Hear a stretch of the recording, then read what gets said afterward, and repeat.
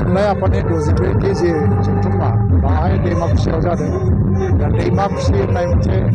बिसम्बि दिहुनदों आं बेखौ बेखेवनो फैदोंमोन बेजों लोगोसेयैनो बाथौ महाकाब्य आरो बर' रावनि रावखान्थि स्पेलिं खान्थि बानान खान्थि आरो लोगोसेयैनो गासै 80टा जि बिजाब बेखौ आङो बेखेवनो मोनदों 1990 मायथाइनि कुइसननिफ्राय लायोब्ला मोनसे बिप्लब फैदों रिभलिउसन बर' खिताब बेवहाय बहुद बर' खिताब लिरनो हमदों आरो कभारनिफ्राय लानानै सिङाव जि आर्टिकेलफोर बिनि क्वालिटिफ्राबो इमप्रुभ जानो हमदों बे मोनसे जागरण बे बर' बिजाब मोनसे जागरण खारन बे समाव मोनसे सोमावसारनायनि थासारि राव थुनलाइ फोथांनांगौ राइटारफ्रा बयबो लेखा लिरो दा बेनि थाखाय नाथाय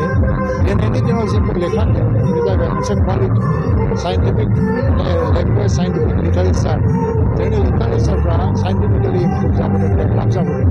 बिजाबफ्रा खम जालांनो हागौ खिन्थु बिजाबनि क्वालिटिया खम जाया नैरोजा 1992 मायथाइयाव जेब्ला बिबार लाइसि दिरुनो बै समनि प्रमद चन्द्र ब्रह्म एबा सतिश बसुमतारीमोना जेब्ला आर्टिकेल लिरदोंमोन बर' रावाव सोदोबनि आंखाल सोदोबनि आंखालखौ फोजोबनो बिथांमोना गोबां सोदोब बुथुमदों आरो दिनै सोदोबनि भान्डार गालांबाय जोंनियाव बिथांमोना जि मावलांदों जों दिनै जेसेबांखि बुंनानै लाया मानो बिथांमोन मावलाङामोनबा बर' रावा बेबायदि दिनै दाइननि स्कुलाव फैबाय आरो CIIL central institute of Indian language आरो दिनै साहित्य एकाडेमि बायदि आफादफ्रा मोनसे सिक्युरिटि होयो बान्था होयो आं सानो जोंनि गेजेराव माने प्रग्रेसिभ राइटारनि गोनांथि दङ जोंनाव गिदिर हिस्ट'रियानफोर गैया हिस्ट्रि फरायनाय बिराद दङ हिस्ट्रि लिरग्रा गैया हिस्ट'रियानफ्रा गैया आरो जोंनाव ससियेल साइन्टिस्टबो गैया समाज बिगियानिबो गैया समाजखौ बिश्लेषण खालामनानै लिरनो हानाय समाज मोनसे आबुं जानांगौबा हिस्ट'रियानबो थानांगोन आरो समाज बिगियानिबो थानांगोन ससियेल साइन्टिस्टबो थानांगोन आरो दिनैहाय ब्रह्मपुत्रनि जारिमिन जों सोरबा लिरनायखौ फरायदों जोंनि डिमापुर माइबां कासपुर बिनि जारिमिन जों सोरबा लिरलांनायखौ फरायदों नाथाय जों गावजों गाव बा काछारिफोरनि गेजेरावनो गुबुन हारियाबो खुनु मोजां हिस्ट'रियान ओंखाराखै बर'फोरनियावबो ओंखाराखै हिस्ट'रियानबो ओंखारनांगोन जों हिस्ट्रि राइटारबो जानो हानांगोन आरो जोङो ससियेल साइन्टिस्टबो जानो हानांगोन अब्ला बेखौ दिहुननायाव दिनै राइटारफोरनि सायाव गोबां मोनसे बिबान थाबाय जों दा लेखाखौ दिहुननो थिगैनो दं खायफा सोलोंनो दिहुनो प्रेक्टिस बेखौ जों एनकारेज खालामनांगोन खायफाया दिहुननो नाथाय दिहुन राइटार नाम लानो थाङो बेयो जोंखौ अजानबो होनो हायाबो जानो हागौ बिजाबनि बिबाङा गोबां खायफा नाथाय सिरियास राइटार जे सोरबाया क्लास 8 नि स्टुडेन्टखौ बेनिफिट खालामनो सोरबाया 10 नि स्टुडेन्टखौ बेनिफिट खालामनो सोरबा हायार सेकेन्डारि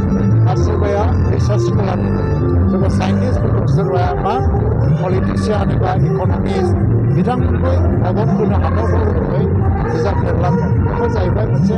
भेलु दं समाजाव आरो बे बिजाबफोरनि सायाव सोनारनानै मोनसे गोग्गो आरो गोग्गोम समाजा गसंनो हायो बे समाव नुनो मोनो जे गोबां समावनो मोनसे बानसावनाय खोथा आरो गोबां गोरोन्थि जायो जायनि जाहोनाव दिनै एनसिडि मोननाय रावा